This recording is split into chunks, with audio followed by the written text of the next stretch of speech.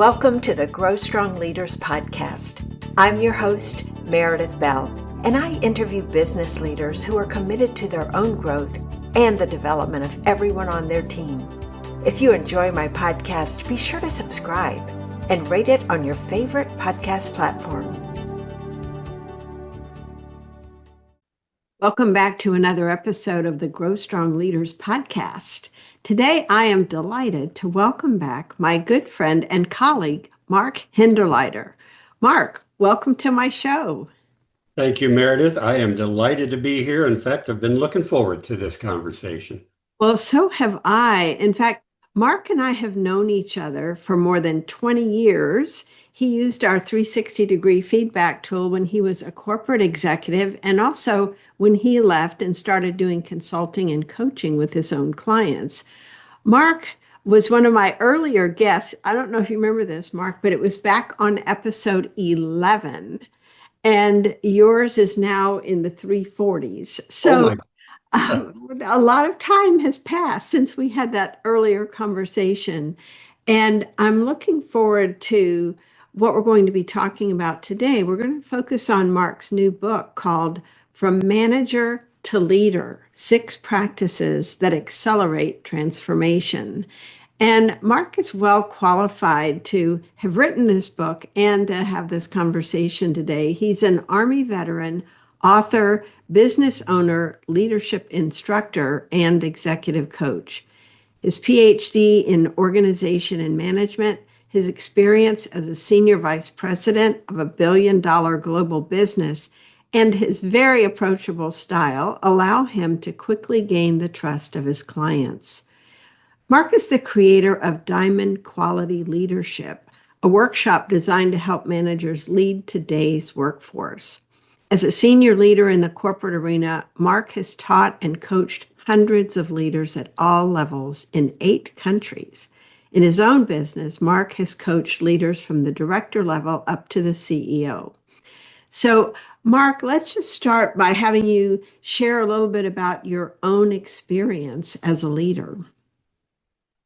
Oh boy, that spans several decades, Meredith. I started out, after college as in the corporate world as an individual contributor. And then somewhere along the line, it's been too long ago to remember exactly, I was promoted to a manager of a small team.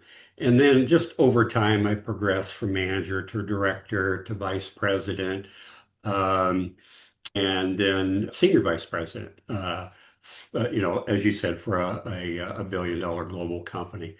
So probably a pretty traditional path, Meredith, in that started kind of frontline and went to a senior role over a long period of time.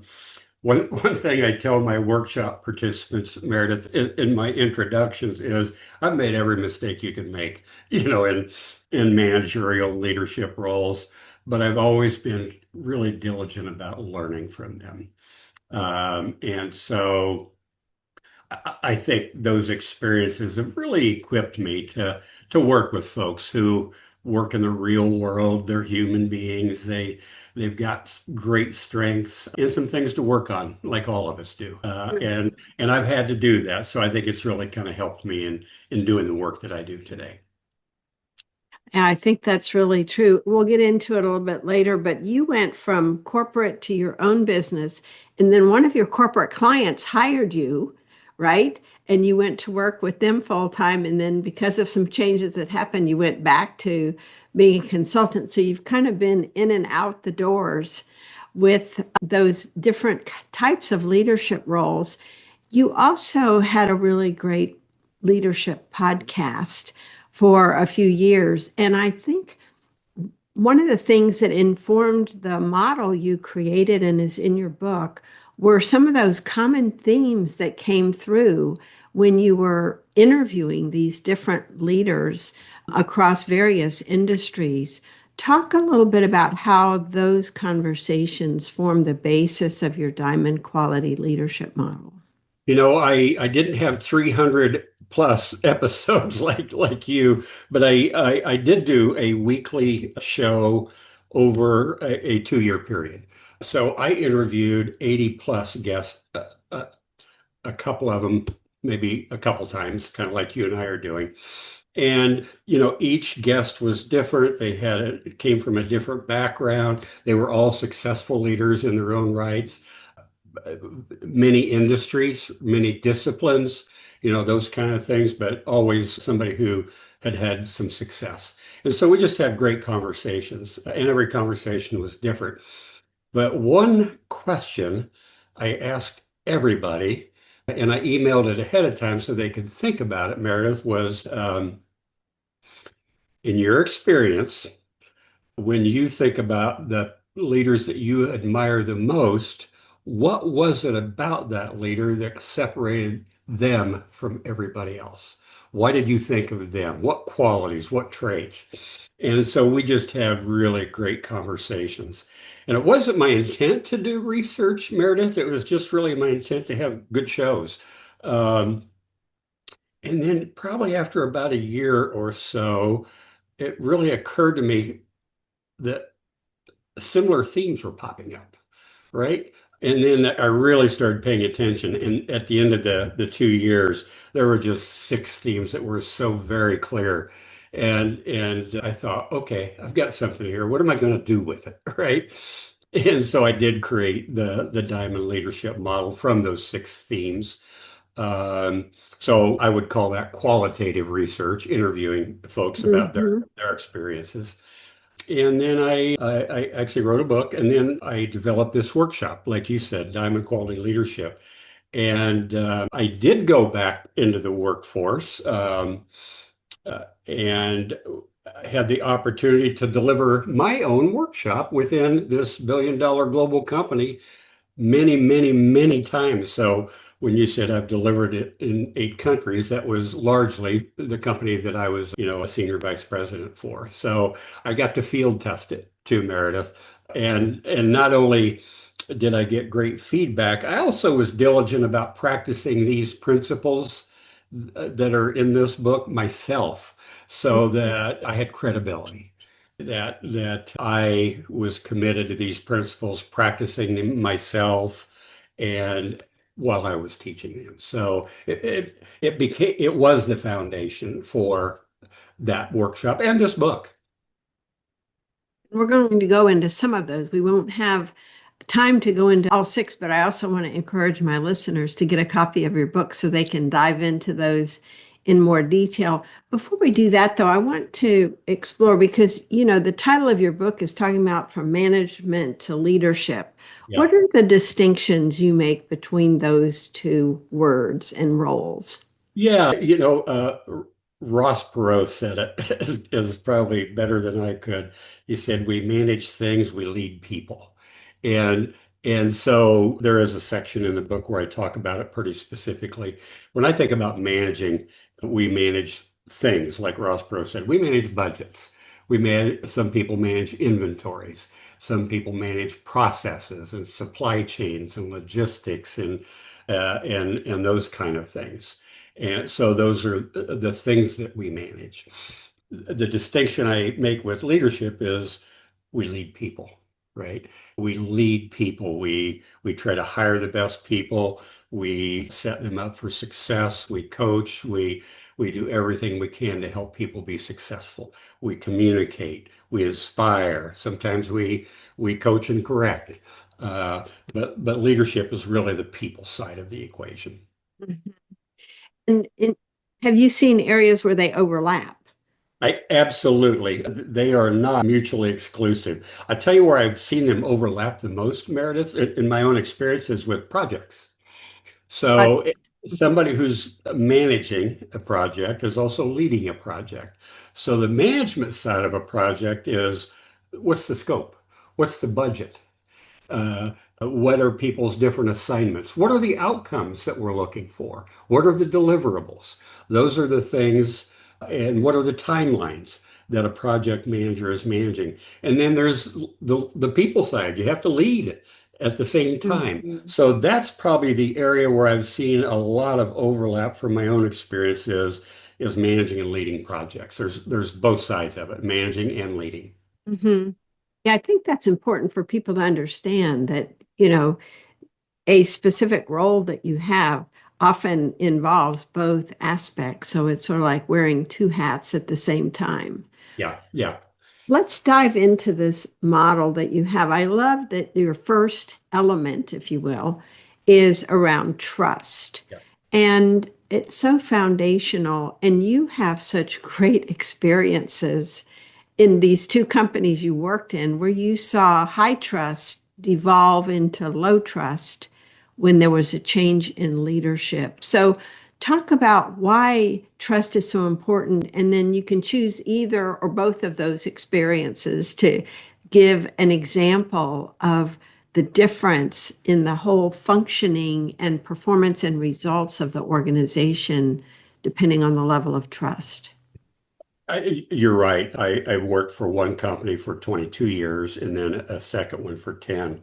And I say to people, I call it the tale of two cultures. And both experiences with both companies had two cultures. I'll punchline it before I kind of get into the details. One of the things I say to folks in my workshops is this may be an oversimplification, but there are two kind of cultures from my experience. One is where we have each other's back, and one where you're watching your back.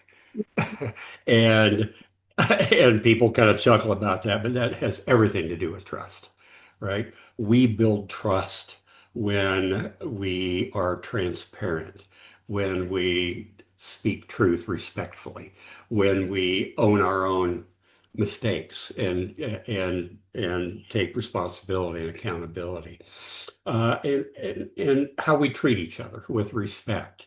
And so when I say, in a high trust culture, people have each other's back, that's a respect thing, right? That's understanding that I'm not a lone ranger here. I'm a part of a team.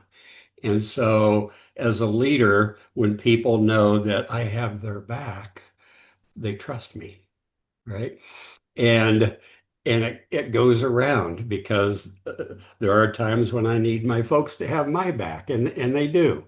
And so, I talk about four C's in building trust in the book. It's character, right? Am I the kind of person people just are naturally going to trust and respect? Do I behave? Do I walk the talk? Another is competence. Do I know what I'm doing? People want to trust that I actually know what I'm doing. The third is connection. Part of leadership is we just have to connect with people, right? That's the leadership side, not the management side. Um, and the last one is consistency. I've seen leaders, you've probably seen this in your career, is where they're hot and cold. And Mhm. people don't know what to expect. Yeah. Which leader is going to show up today? And so that creates a little bit of fear that I'm just going to kind of take a wait and see. So, when leaders practice these things, people are just watching. And so trust allows us to speak truth to each other, to have candid conversations, to solve real problems, and just to keep moving forward.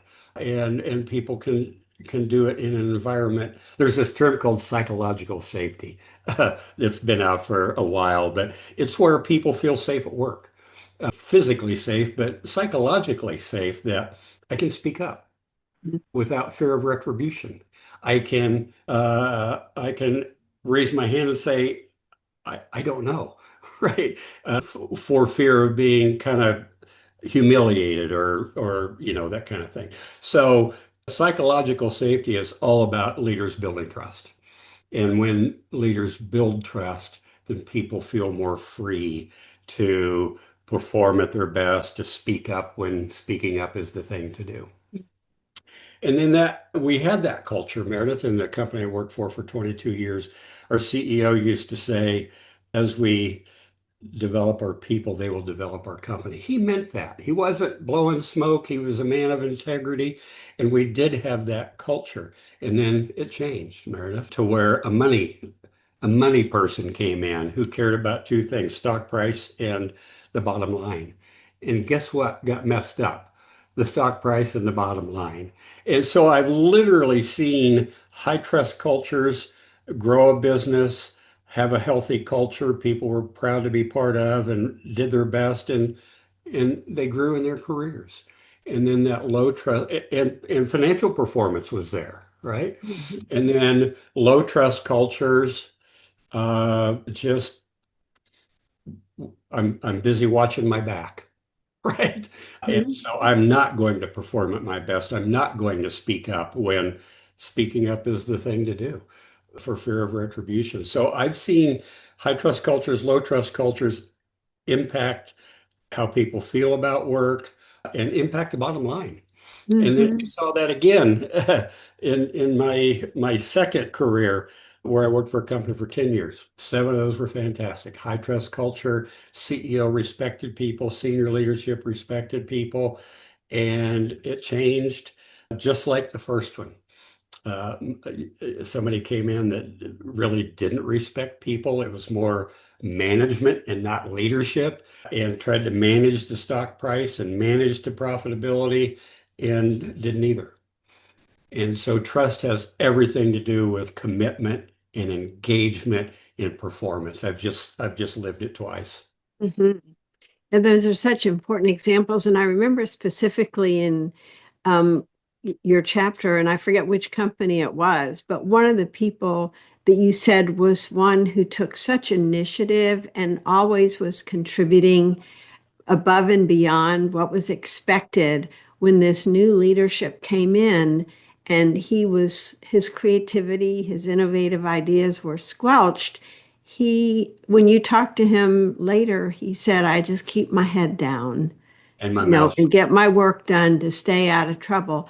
You talk about a lack of psychological safety and the price that the company pays when people are, as you say, watching their back instead of feeling that somebody has their back. I love that contrast that you made there. And I'd love to challenge my listeners to think, are you creating an environment where people feel confident that you have their back? My guess is my listeners are the kinds of leaders who definitely work to create that sort of a culture and workplace. But are there any occasions when sometimes somebody might feel they need to watch their back Yeah. because of how others interact? So I think that's a wonderful a comparison for us to think about. It's very concrete and it's easy to remember. So thank you that because trust really is fundamental and foundational to so many things that happen in the workplace. One of the questions I ask participants when I'm doing a leadership workshop, Meredith, is it an overstatement to say that trust is everything in life and business? So that's my question to the audience. And the answer, I think probably without exception, is no, it is not an overstatement to say that trust is everything in life and business. And so the participants really kind of grasp that how important trust really is in our families, in our friendships, and certainly in our businesses. So let's think in practical ways. What are one or two things that a leader could do to help build trust within his team, having people trust him or her, but Yeah, also having people trust each other? yeah, yeah. The first thing that I believe there is absolutely no substitute for is leading by example. One of the things I say to folks is, I got good news and bad news about leadership. What do you want first? And they always say, okay, the bad news. And so I'll say, okay, here's the bad news with leadership. They're watching you. And then I ask, why could that be bad news? Well, if I take a shortcut, if I don't follow our own processes, if I treat somebody with disrespect, uh, I work in a lot of safety sensitive environments, Meredith, with companies that have plants. And so cutting corners with regard to safety protocol sends a very clear message. So I kind of say it tongue in cheek. The bad news is people are watching. And then the good news is people are watching. So that's good news when we do walk the talk, when we do practice what we preach. We don't have to be perfect. None of us are. But if we're consistent in doing things the right way, treating people the right way, people are watching and they take note. And more often, I learned this as a parent, Meredith, they do what I do more than what I say. When my kids were little, right? It's kind of the same thing in the workplace. And so that's one thing that leaders can do, really focus on a very tangible way, lead by example. There's just no substitute for it. There's no gimmicks, there's no skills, there's no tricks that would be more important than leading by example. And then your question was, how can I encourage people having each other's backs? Uh, Call it out when you see it as a positive reinforcement. Meredith, I saw that you caught somebody's attention who was doing something that could have been very unsafe, and you stepped in and you had their back. I really appreciate that. That's a really big deal in our work world. So I'm going to call it out when I see it in a very positive way. Again, to reinforce the right behaviors. Right, exactly. No, those are great and so important. And just thinking about, and this is for parents as well as leaders, right? Is what I'm about to say or what I'm about to do something I would want others to say or do? And if the answer is no, I think we need to pause and evaluate what would be a better Yeah. thing to say or do instead. Because I think sometimes if we're not monitoring ourselves, we can say and do things that we later regret. And I think that taking that moment to reflect before we speak up or take action can serve us very well. Absolutely. And in my experience, that came with becoming more mature as a leader. Earlier in my career, I was just kind of from the hip. Right? And whatever came to mind came out of my mouth. Well, I had to practice a little self-awareness and monitor that, like you said. And I'm still working on that one, by the way, You know, Meredith. Mark, I agree. It's a lifelong process, Yes. really. And I think it's important for us. That's why my podcast, our company is Grow Strong Leaders. It's grow, it's a process of growing. We never, fully arrive. There's always more to learn. And that kind of segues into the next area of your model that I'd like to talk about, which is serving others. Sometimes people get the wrong idea about what that means. I'm serving others. Talk a little bit about what you mean by that and what does it look like in action? Yeah. Robert Greenleaf wrote kind of the seminal book on servant leadership, what, in the 70s or something like that. So, the concept has been written about for quite a while, but yeah, there's still confusion, like you said. I think some of the misconceptions about servant leadership is one of them is it's soft, right? I'm a leader. I'm in charge. I'm the boss.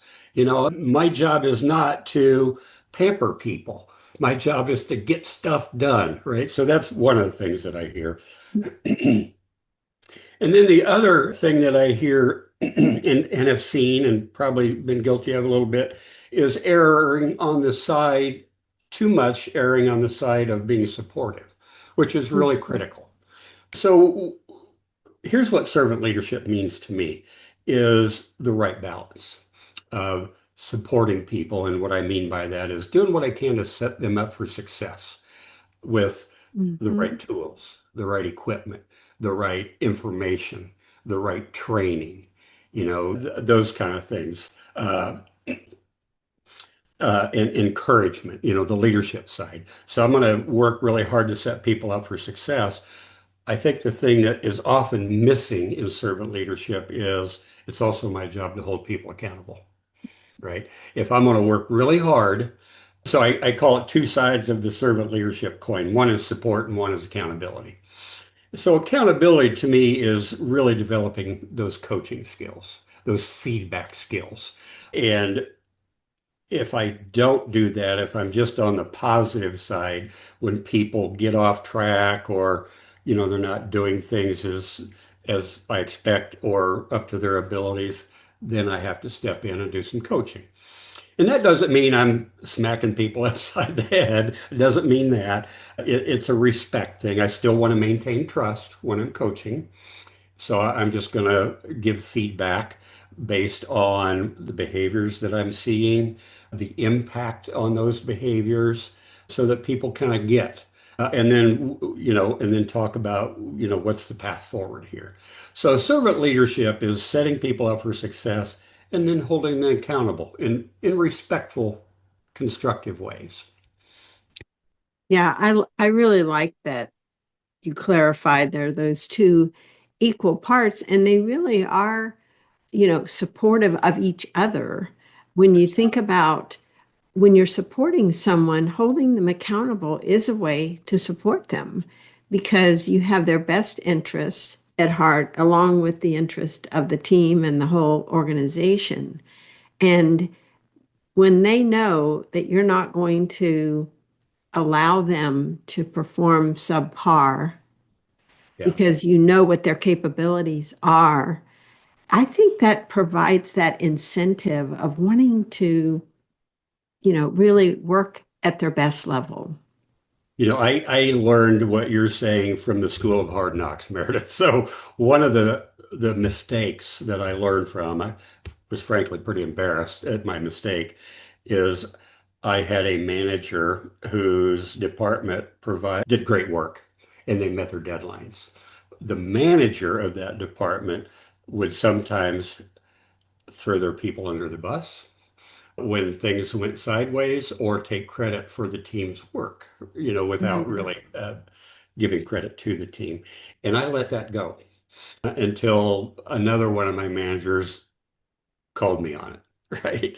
They felt psychological safety to say, hey, Mark, here's what I'm seeing. And so I got a little defensive at first because I got feedback that stung a little bit because it was true. And then I gave that feedback. And one of the things I said, one of the things I've noticed for the last 4 or 5, maybe 6 months is this, this, and this. And the manager got mad at me, not because I gave the feedback, but because I didn't for such a long time. Mhm. And that manager told me, you owed me that feedback. And Meredith, I was embarrassed. And this was a long time ago. And so I made the commitment to that manager from now on, you will get the feedback that you deserve. Mhm. But the commitment that I really made was to myself, Mark, you got to get better at this. You got to get better at giving both the positive feedback and the constructive feedback so people can perform at their best. And I did. So I learned that one the hard way, that I support people's performance I help people be their best on the support side and the accountability side. Mhm. So that I learned from experience. Such a good story in your book. I remember that. And thank you for sharing it because we want to, well, I won't say everybody, but most of the time we want to give people the benefit of the doubt. We're kind of hopeful they'll see for themselves this thing that needs to change. But of course, we all have these blind spots. And if somebody doesn't point it out, we're left to continue making the same mistake over and over. So kudos to the manager you gave the feedback to for speaking up to you and Absolutely. and holding you accountable in a sense for giving feedback in a more timely way. And I think that's something all of us can take away as a practical application from our conversation because there are always going to be times that I've done it myself, rehearse in our heads what we want to say to somebody, and then we put it off, we put it off, we put it Yeah. off to avoid the conflict or the Yeah. potential disagreeable moment that we might experience by doing that. And yet, the behavior is not going to change. And we're going to build up anger, resentment, and other negative emotions by not addressing what it is. So, that's a powerful example to me of what servant leadership really is. Yeah. It's being willing to be honest with another person with coming from the spirit of helping them grow and learn and become a better, more effective human being. Yeah. And one thing you just said is really critical, coming from a spirit of being helpful. So when I'm coaching people on getting better at giving feedback, one of the things I say is start off with what is my intention for this conversation?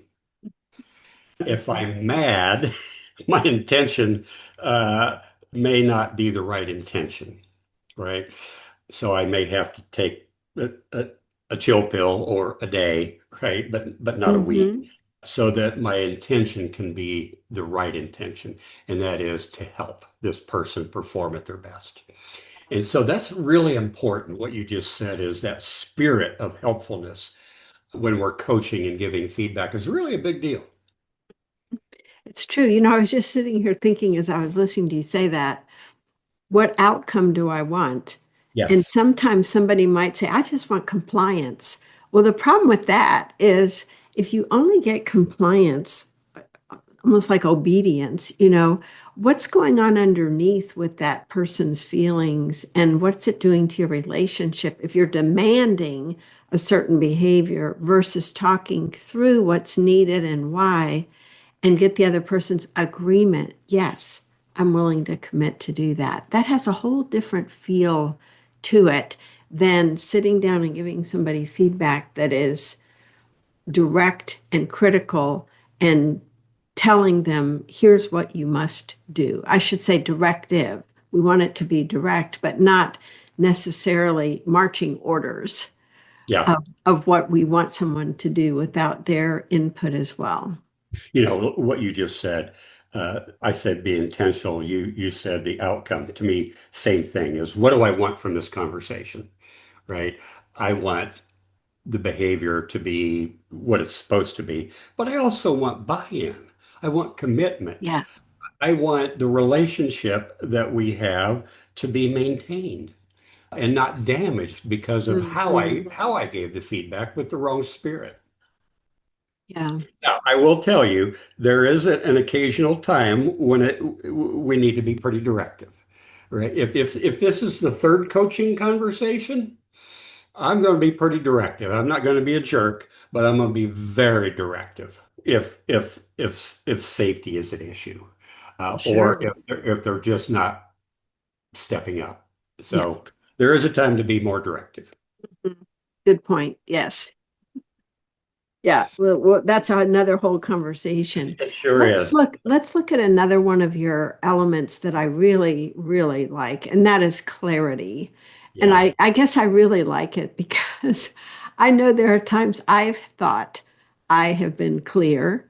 And then I find out, oh, I wasn't at all. I knew what I meant, I knew what I intended, but I didn't communicate it very well. What are some situations? Well, first of all, why is it important to you? Why was this an element of your model, Well, clarity? it was part of it was one of the themes that kept cropping up when I did the interviews on that podcast, back in the day, as we say, Meredith. But it's also from my own experience. I've had this happen to me. I can't tell you how many times anybody who's been in a leadership role has had this happen to them. We give what we think are the clearest instructions in the history of business, right? And then people go do something like completely different. And we go, what happened? And so I ask folks that when we get into this topic in leadership workshops, raise your hand, I'll say, if you've given the best instructions in the history of business and they went and did something completely different, everybody's hand shoots up, right? It's happened to all of us. And so uh, the reason clarity is just so important in business is, back to your term, it's the outcome. Clarity creates the outcome of we're on the same page, pulling in the same direction towards the same meaningful goals. That's why clarity matters, is that we're together. Where I think the visual in the book is you got people rowing in a boat in the same direction. And it's it may be one of the most important things we do as leaders, and I think it's probably one of the hardest, Meredith, because I mean, think about I'm conveying a message to 10 people.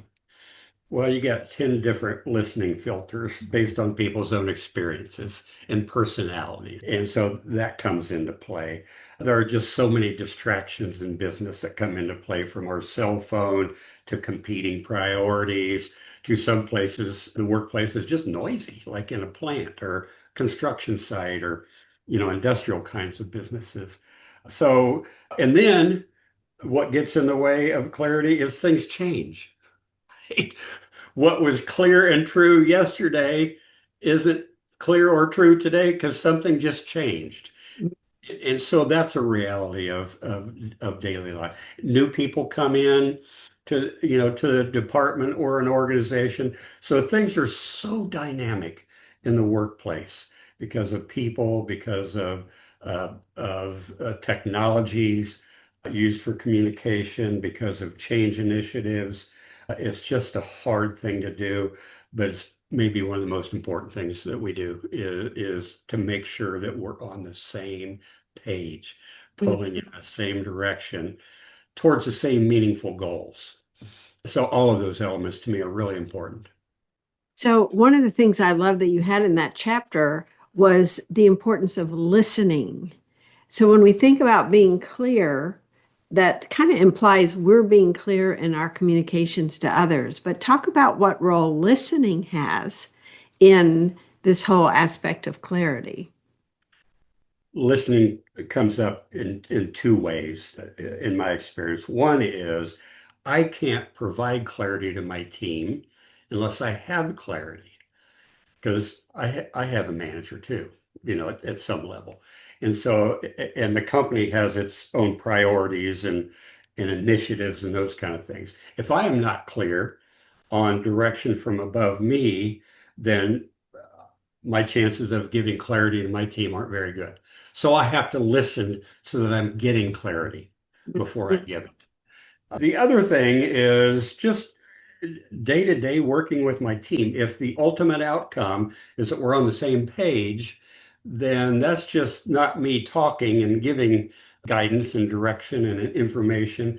It's me listening to my teammates, how they're reacting to this conversation, how they're reacting to my guidance. So I always make a point, when I do kind of give some guidance, some instructions, to pause and assume nothing in terms of how my message was delivered, and then stop and get feedback, and then listen to that feedback.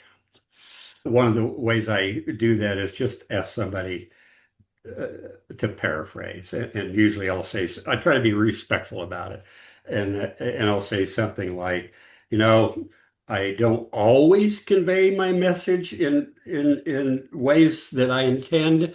So would somebody mind just playing back what you heard so that I can make sure my message is clear, and if there's a gap, I'll fill it in. So I Mhm. always actually seek out that feedback, and then if we're asking for feedback, Meredith, we got to listen, right? Yeah, right. We have to listen. So listening is important in terms of getting clarity, from above, but it's also important in just making sure I'm listening. That we've got. Actually, I talk about three-way conversations where I give instructions, and then I make sure people got my message, but then I'm asking for input. How was my message delivered? And so I actually learned that from a participant in one of my workshops, because I'd never heard the term three-way communication before. We've talked about two-way, right? So listening is just really critical, and our chances of creating clarity, everybody on the same page, are not very good if I'm not a good listener. Yeah, I really like the way you phrased that in terms of wanting to assure people you want to be sure you are clear. And so to ask them what their understanding was, as you say, in a respectful way, because there are different ways we can ask that question that would be kind of off-putting to people. Like, Yeah, what did you hear me say? You know? yeah. If we do that in a condescending way, Yeah. we're not going to get the outcome we're looking for. It's No. got to be respectful. No, what I like about the way you framed it is you're taking ownership up front for how you're coming across. And so you're wanting to check in with them. And to me, that is so respectful. It's a I've got your back kind of approach. Like, I want to make sure I don't set you off on a path going in the wrong direction. So let's check in before you set forth and make sure that I have been clear. And I You know, think that that's such a key thing. We're not questioning their integrity or their listening skills, if you will. We're really checking about our clarity of communication. absolutely.